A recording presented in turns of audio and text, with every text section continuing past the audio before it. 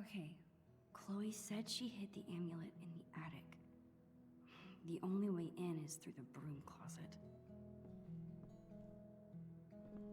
Oh, the toolbox. Seems like Chloe's dad always has a project around the house. The one that threatened David's masculinity. Yeah. Makeup is great for acting in Halloween costumes. Any other time, I just don't get it. I'm not like other girls. I guess Chloe never really grew out of wanting to be a pirate.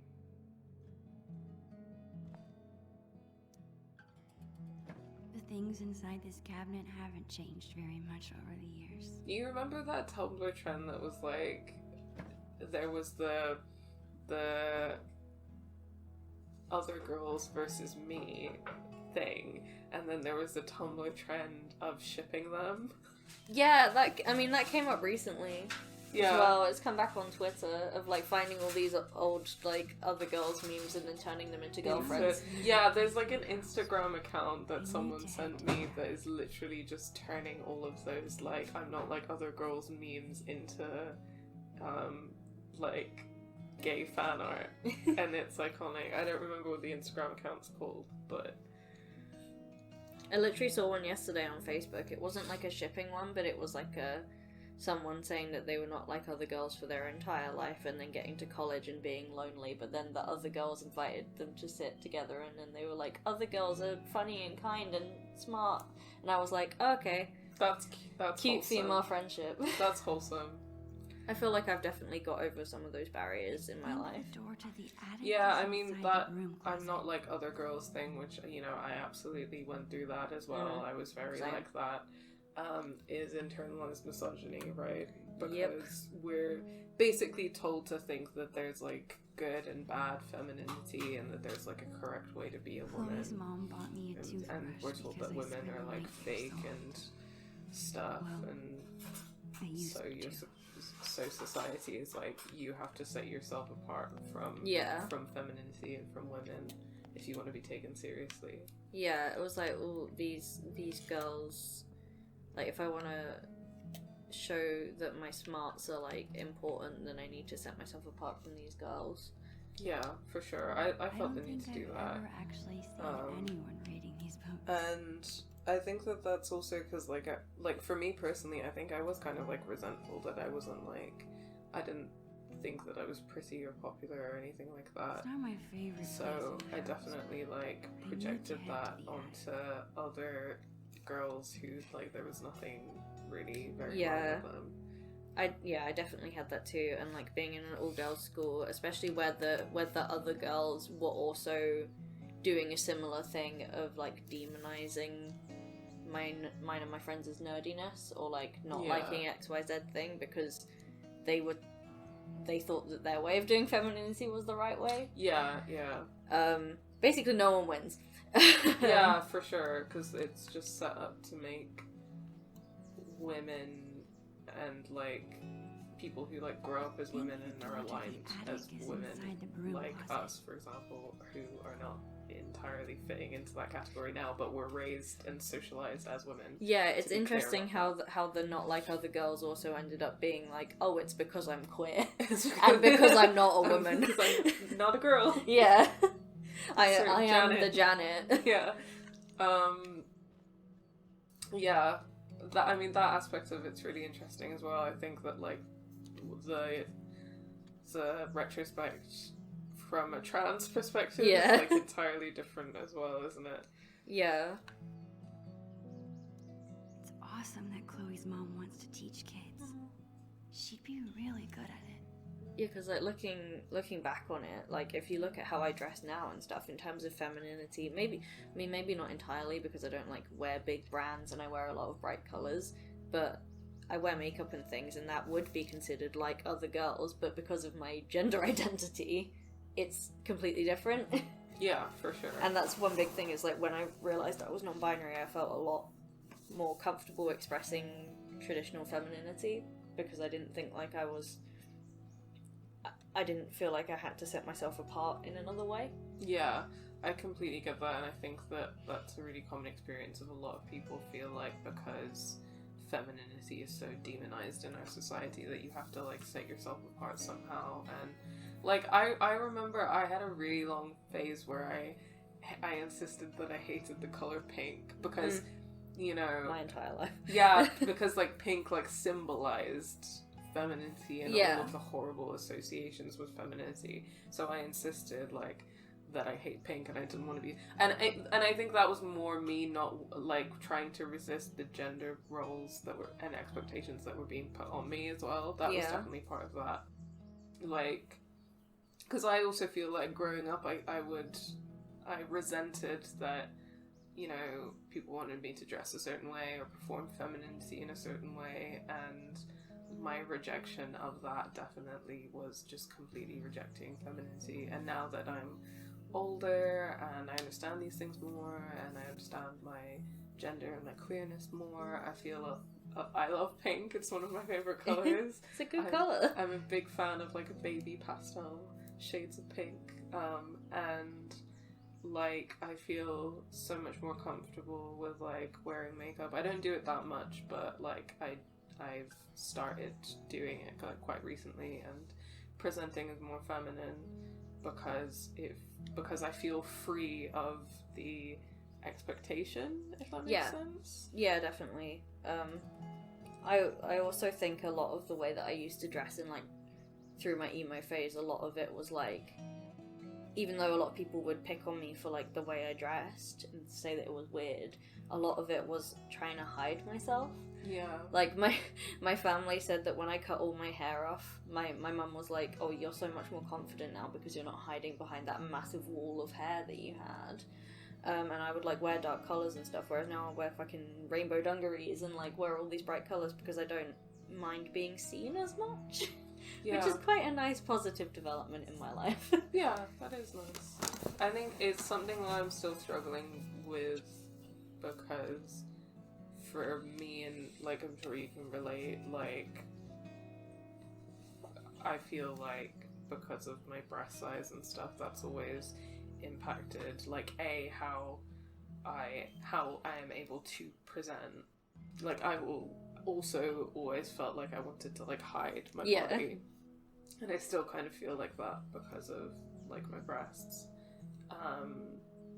but also the way other people perceive you, right? Yeah. Like I remember because I went through puberty really early and started getting boobs really early. I was like 9 or 10 years old, and I have like vivid memories of being sexualized by boys on like the playground, like at the age of like 9 or 10, and like I feel like that was probably really traumatic for me because from that point onwards I was like, I don't want to be like perceived or seen, and that's not even to do with the fact that obviously I didn't want attention from boys. It's just like, no one look at me. Yeah, but like being hypersexualized from such a young age like has really impacted, I think, how comfortable I am with my breasts. But yeah, that's horrible. I'm sorry that happened. So I appreciate that. Yeah, it does suck, but I think that a lot of girls or like people as well who are it's definitely like a racialized thing because of being South Asian and because of my like family genetics and stuff, like all of the women in my family also have come into puberty early and are like really curvy and have a lot of body hair, and that's a whole other ballpark of a discussion. And you see that all the time, right, with like black women and women of color. Like they come into puberty earlier, they have like more like shapely or like womanly bodies, and they get sexualized more. Yeah, I remember like when that. I was researching stuff, I think it was for the Honey Pop essay about like black women coming into puberty earlier or being genetically predisposed to be curvier than a lot of white women. Means that people see them as being grown a lot earlier. Yeah. Also with the body hair thing, I remember I went to a very white primary school looking back, but like the one South Asian girl in my year started shaving her arms and legs at the age of 10. Yeah, me too. My mum yeah. made I had to wax because that was what I was told to do. I was told to like wax my body, so I have these very early memories of just like painful hatred of my body, you know? Yeah. Both because I was being, like, sexualized and all of that, and also because I was being told, oh, this stuff that's started to, like, naturally grow on your body, you have to take it off in Get this, rid like, of it. painful way. And yeah, because maybe it would have been different if I was shaving, because then I wouldn't have that, like, visceral, like, painful association with it. But I'm so much happier now that I don't, like, shave or get rid of any of my body hair. I just shave my face, and that's a comfort thing. I don't even really mind when I have stubble, because I just let the stubble come in sometimes. But my facial hair only grows to, like, a stubbly point, like, which gets scratchy and uncomfortable, so I shave my face. But then, even then, I use men's razors because they're better designed. Yeah, they're designed to, like, go around a face rather than go around a leg. Yeah. Anyway, this has been a tangent about body hair. Yeah, and, like, femininity growing up and stuff. Yep. You can take that box on the Game Assist bingo. Yep. The College of Arcadia's Early Childhood Education Certification Program. Take the first step. Be the first step. Early childhood education is the first step towards lifelong learning. Night class is available. And then there's a post-it from William. If this is what you want, we'll find a way to make it work. A little smiley face. So Joyce wanted to be a teacher. That's cute. Not trophy. Most strikes? How can that be so cool and so dorky at the same Bowling time? trophy. He does seem like the kind of dad who would be a bowling guy. Yeah, he is very dorky and is very endearing. Chloe hasn't mentioned a trip. Maybe it's supposed to be a surprise. Oh, so cool. From Portland, Oregon to Phoenix, Arizona. Chloe is such a nature nerd. Oh, to see the She's Grand gonna Canyon. love it. Bike and Jeep tours available daily. They're never gonna go on that holiday. No! Oh my god. Just like they're never gonna go on that trip to Paris. Nicotine gum. Chloe's mom is trying to quit smoking. I've tried nicotine gum and it's really weird. Yeah, I feel like it's one of those things that works for some people, doesn't work for others. So it definitely hits the spot in terms of the craving, because I remember having it for the first time and being like, well, yeah, that's, like, I don't feel like I want to smoke because I feel like it's hit the nicotine craving. There are so many myths about reasons why people smoke, but genuinely a craving for nicotine is one of them. Yeah. So yeah, it did that, but it tastes really weird. It's not my favorite So it would, like, place hit the to go. craving, but then it would just I need taste to head bad. to Yeah, I think, my dad's tried basically every, like, quit smoking method in the book. I think he used to chew it with regular gum. Yeah, that makes sense. But then that is a large amount of gum in your Of mouth. gum in your mouth, So you have to yeah. really like gum. Yeah. Develop a very strong jaw. The principal at Blackwell wants to meet with Chloe's parents. Oh my god. Principal Wonder what Wells. about. Hello, Mr. and Mrs. Price. I would like to begin by saying we are thrilled to have Chloe at Blackwell. Rest assured, her scholarship is not in jeopardy at this time. However, it seems she's having trouble transitioning into this new, more challenging environment. I'm emailing to set up a time to talk about the incident that occurred last week. I'm very concerned about Chloe's behaviour and would like to work with you to take steps to correct it as soon as possible. Wow. I'm sure you are as dedicated to Chloe's success as we are. The future needs excellence. Regards, Waywells. Waywells. Waywells. We're doing great. At reading I today. can't words. I love Waywells. mail site. Well, at least they don't all have their own website. Oh, At least yeah. It's not like WHPrice at William.com. Yeah. That's. I bet this has something to do with the bullying Yeah. about her being poor or whatever. And already, like, she's just joined the school, her grades are still great, but already there's this, like, this sense of her being villainized in this email. Yeah, definitely, saying her behaviour needs correcting. I imagine she probably just stood up for herself. Yeah, correcting behavior, that's a red flag. Yeah. But... I mean, it makes me think of the bit in The Shining where he's talking to the ghost butler, and he's saying how he needed to correct his wife and daughter's behaviour, and that meant murdering them with an axe. Did Chloe get into a fight? She never gets in trouble. I'm glad her dad stood up for her. Right. Chloe was not the only student to act out that day, and if you ask me, Marissa Rogers isn't the victim, she's the bully. Maybe if both sides of the story were heard before placing blame, your school would be a less challenging environment for your students. Focus on your school, I'll focus on my daughter, William Price. Yes, William! What a good dad! A voicemail? I wonder if it's still there. I forgot to tell you, Mr. Rogers called while we were out yesterday and left a message. It's still on the answering machine, but please be careful when you listen to it. I don't want Chloe to overhear. We need to figure out how to handle this. I know the principal said her scholarship isn't in danger, but I still worry. Love you. These types of people are exactly why I didn't want Chloe at Blackwell. We'll figure this out, I promise. I love you too. This is interesting. Because I feel like this speaks to the difference, the motivations of Joyce's, how she handles situations. Definitely. This is like, Joyce is so worried about the funding here, especially, that she's basically being like, I want Chloe to put her head down and not make any trouble. Whereas William is like, my daughter's not doing anything wrong. Yeah. And even though the school has like all these scholarship all these scholarship things and like good grades, he clearly thinks that doesn't make it the best school in the area. He's not one of those people who's tricked by the good grades.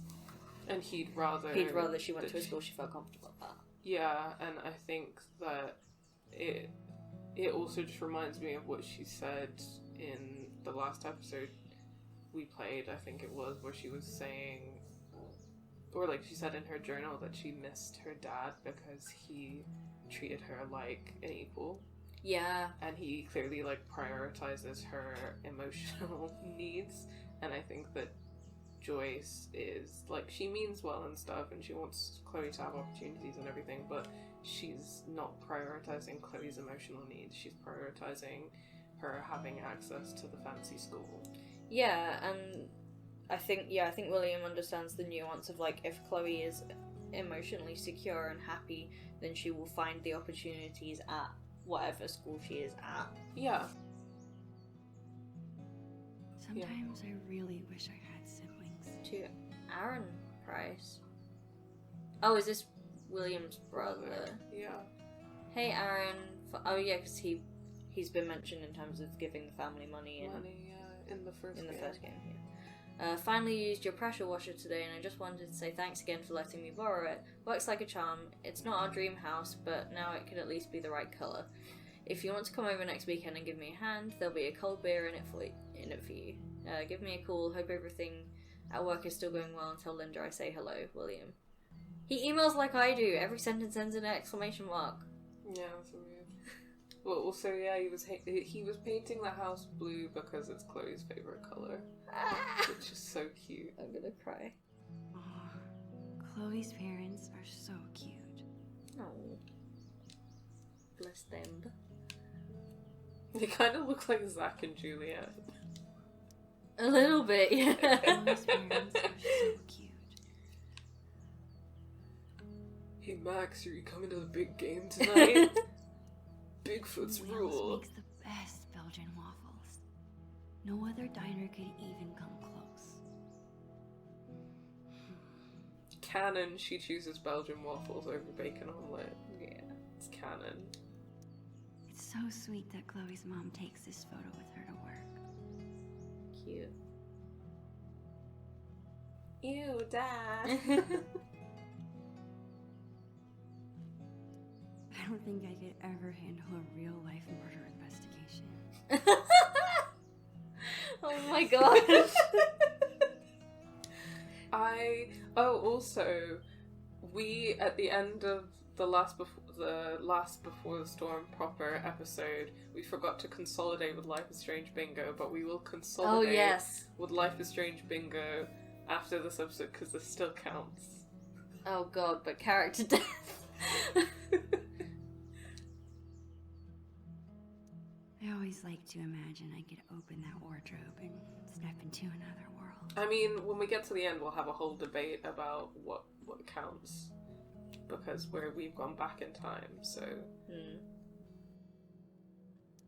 I slipped and broke this post a few years ago, but Chloe insisted on taking all the blame. Even after she got grounded, she never squealed. What a friend. Look at her little wistful expression every time she thinks about Chloe. I mean, I don't quite understand why anyone should have got punished for slipping and accidentally breaking a post. Yeah, no one should have got punished for that. But still. It was still noble to take the blame. I can't believe I won't be able to call Arcadia Bay home much longer. You can't get him again, said Thomas Wolfe. But here I am. It is interesting how this house makes up so much of, like, the dark cavern, the setting of all of the games. Yeah, I feel like this house as a setting is definitely, like, I need to find a huge part of the on. emotional core I'm sure I can find of the something around game. here to boost me Yeah, up. especially as you see it change as different people come and go. Yeah, I think that the fact that, like, I think that you feel like you watch Chloe change and grow and go through everything, and you watch and you experience the house with her. Yeah, especially as, like, the whole, like, alternate timeline bit, aside from the walk they take, is set in the house as well. Yeah, and it feels like no matter what happens, like, no matter what changes, the consistent around here things that's feel sturdy enough like... to climb on.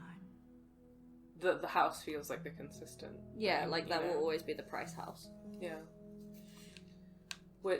But then post-ending of Life is Strange, you know? I mean, it would be, like, a lot of people have been like, oh, like, we want to know what happens to, like, have a game about what happens to Chloe and Max next, and I'm like, there are comic books for that. Yeah, I'd be happy want with it. comics, like... And personally, I don't want it. I can't really, like, imagine a game about them It's a start. No. after all gotta of find this, something you can and stack on not in top of Arcadia it. Bay. If anything, I just want, like, an OVA. Yeah. Like, just an hour of, like, where we see that Chloe has enrolled in community college and to be an artist, and Max is doing photography, and they're living out their lesbian dreams. Yeah. I just want that, like, confirmed in canon. Yeah. Don't nod. Even just some, like, fan art. Writers / producers, if you're watching. What could I get? It's saying toolbox, but I think that's just because that's Seems there. like Chloe's dad always has a project around the house. Is there anything in Chloe's room that could be useful? It's Chloe's funny room because, has like, always sometimes, been a space. and not It's that hard to much think this because might be the it's, last scheme I don't we think ever it's, plan here. it's obviously not generated as much discourse as the Life is Strange 2 video, but our video on disability in Life is Strange, which you have now watched! Yeah! Yay! Sat So we on can top of that discourse. crate to get me closer. There are quite a few people in the comments who really take issue with my stance on the ending of Life is Strange. Mostly because I called them out for acting like they have a moral high ground. Yeah. The amount of people that get mad about if you choose to, like, not help Chloe kill herself as well. Yeah, a lot of people... It's really interesting, like, the responses to that video, but a lot of people are very moralistic I might about be able to sacrificing find something in Arcadia Chloe's Bay. bag. Like, it's interesting because, like, a lot of people who choose to sacrifice Arcadia Bay are... I feel like we are less Almost there. Just assholey need a few about more inches. it than people who chose to sacrifice Chloe. Because, like, okay, my canon ending is Sacrifice Arcadia Bay, and I feel very strongly about it, and I don't agree with the other one, but I understand why people choose the other one. Yeah, because So- I mean, going into it, before I played the game, I knew that was sort of the big decision. Yeah. And I thought I was going to choose Sacrifice Chloe. Because in my head it's like Oh, yeah. amount of people. Because in your head you go into it thinking, oh, it's a trolley problem. Yeah. But then the game gives you emotional attachment and actually puts you in the situation. And suddenly the trolley problem isn't a philosophical, like, theoretical problem anymore, you know? It's a reality with a town full of shitty people that needed to be destroyed in order to, like, actually get back to its roots of not being colonized, and, like, the nature come back versus a person that you care about.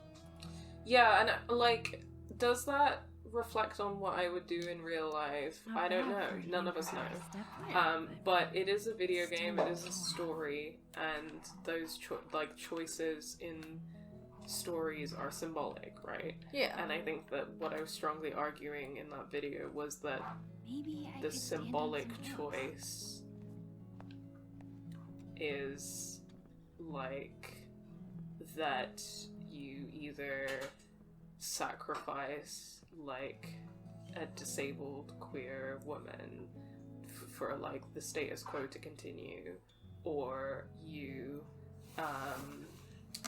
have a revolution, destroy the fuck out of that corrupt capitalist town and escape with your girlfriend, you know? And I think the symbolism of that choice is more important than this trolley problem idea. Same, because, like, we've talked about it before in that, like, what do you play video games for other than to live out decisions that you wouldn't be able to make in real life? Yeah. Like how we both wanted to punch the cop in Tell Me Why. Yeah, and it was For like, example. would I punch a cop in real life? No, because that would, you know, I'd get arrested and my life would be ruined, but I can do it in a video game. Yeah. And it has symbolism in a video game. You Yeah, and where that just, I think that's where my mind changed, as well as like falling in love with Chloe as a character, was that I went into it thinking like, okay, it's a trolley problem, clearly I should save more people than just one person. But you're right, revolution is destructive. And some, like, I believe I came to the conclusion that storm was going to come anyway. Yeah. And I didn't think it was Max's fault, so like, just yeet yourself out of there, it's fine. Yeah. I mean, I think that there's a lot of really interesting stuff to be said about how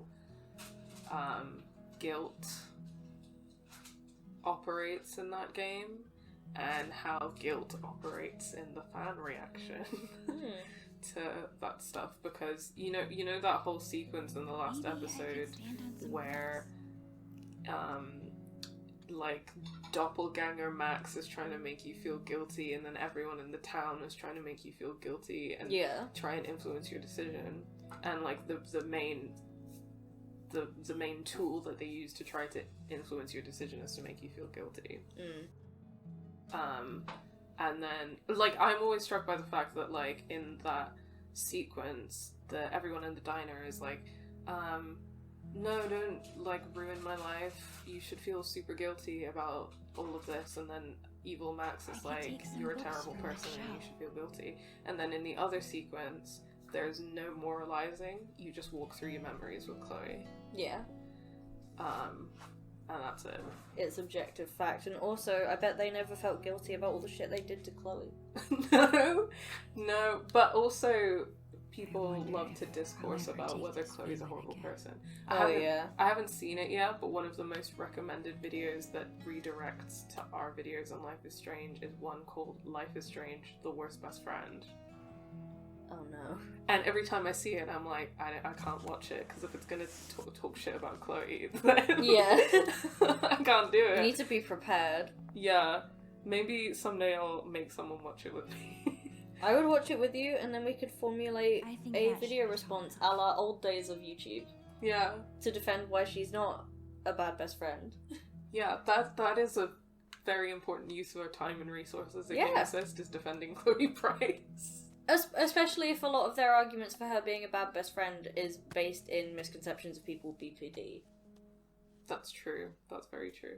Okay, we're gonna watch together. Yeah, I would genuinely happily make a video, like, watch that video. If it says some shitty stuff about Chloe, Yeah. then we will make a video response. Yeah. But also you pointed out the response to the euthanasia Yeah. thing. And there are some comments that really take issue with us being like, you are murdering her, and this is just murdering disabled people. Yeah, just because someone asks for it doesn't mean it's not murder. It's still murder. Yeah, and Like, again, you changed my mind on that when we played it. Yeah, and again, like, Man, there is a ton. I of do stuff feel like up it's here. important to say, have I ever been put in that situation in real life? No. Do I There it understand, like, is. the emotional stakes? Because there was an interesting response that we got from someone who Poor said that Chloe they hid the had been in amulet that in the situation hardest before. place to get to. And I need to find a like, way no, that's not something I can understand. But again, in terms of like the game And the symbolism. and the symbolism of the choice, Especially when you know you can go back to, like, the regular timeline. yeah, then it's just, I mean, yeah, obviously we've talked in that video about all of the reasons why that's just, like, why euthanizing a disabled person is, like, they wouldn't even want you to kill them if not for how, like, disablest and violent society was. Yeah. But, in terms of those two choices and how they fit into the wider trajectory of the game as well, I really resent the idea that people's response to the game is like... And I mean, I think the game itself kind of pushes this, but I feel quite strongly like Life is Strange does a pretty good job of trying not to frame one decision as right and the other as wrong. Yeah. Like, yeah, that people are like, oh, well, Chloe, who, again, like, symbolically operates as, like, the other in this situation, like, the queer woman, the disabled woman, This like, armchair the is working totally class in the woman way. who's ostracized from society in every way. She has to die. That's inevitable. I should just go along with that, because that's the way the world works. Do you know what I mean? Mm. And I think that throughout the game, my impulse was like, I am resisting that. Yeah. This is not inevitable. Like, I can save her. And for me, that's deeply symbolic of, like, wanting to change the world that I live in. Yeah, I was gonna say, like, the decisions that you make to save her at every single turn are just reflections of your very strongly held beliefs in real life. Yeah, for sure. And I think that sometimes I get that Life is Strange, and Life is Strange does intend to, like, replicate very realistic situations, but it's also very I feel like the first game in particular is very allegorical, actually. And needs to be seen in that kind of way a little bit. But anyway, oh my god, we're in Tangent Town. Thanks so much for watching this video. If you enjoyed it, please remember to give it a like and share your thoughts in the comments below. If you aren't already, remember to subscribe and hit that bell button to know when we upload next. On screen, you can find this whole playlist for this Let's Play, and you can find a link to our latest video essay. If you like what you see, consider supporting us on Patreon. The link to our Patreon is in the description of every video. Thanks again so much for watching, and until next time, take care.